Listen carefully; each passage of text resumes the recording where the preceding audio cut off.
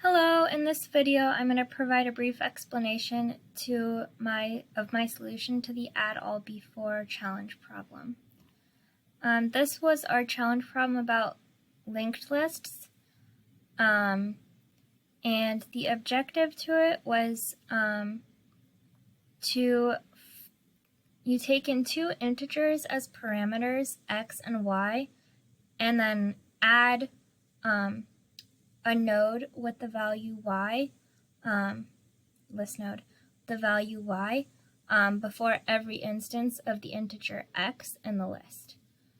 And also if the list doesn't contain x, then we just leave the list alone, don't modify it.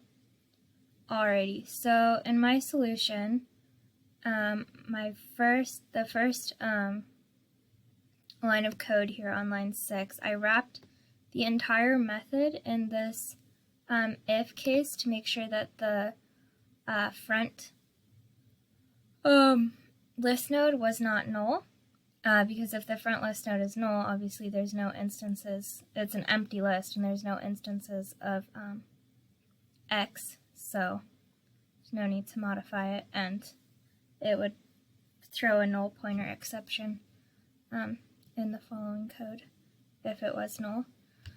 Alrighty, so then after that I make a reference with the list node current to the front field of the list to use for traversal.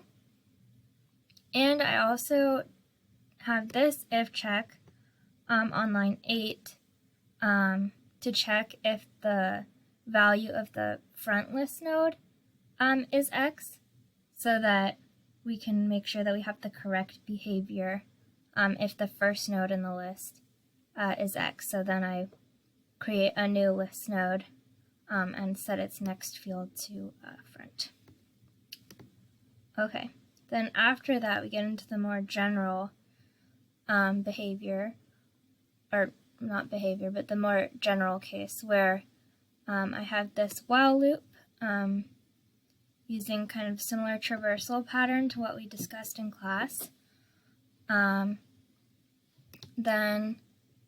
I check in the while loop, I check if the value of the next list node is x, and if it is, then I replace it with the list node with the value y and set that list node's next field to the current.next, or to the original value of current.next.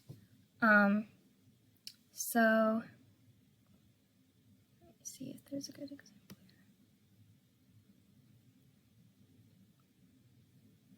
here. Okay, so in list 1, when we're looking for x1, we have the first one here, and we're adding a 4 in. So here I would have set the next field of this 4 to 1, so that we don't lose the other values in the list. And then after that, kind of like a sort of tricky bit of this problem that kind of needed to figure out to make sure that it worked properly, was to advance 2 nodes forward instead of 1 node or 1 list node forward, because we know that the next list node is going to be x, since we just set it as such. And so if I advance this only 1 node forward, it would have an infinite, this loop would run infinitely and not be able to produce the correct behavior. Yeah, so we can move 2 nodes forward. Otherwise, if we didn't have this current.next value being x, we just advanced 1 node forward and check again. And this maintains the requirement that the list be not modified if it didn't contain x, because the combination of current equals current.next and while current.next doesn't equal null, is a traversal pattern that doesn't modify the list.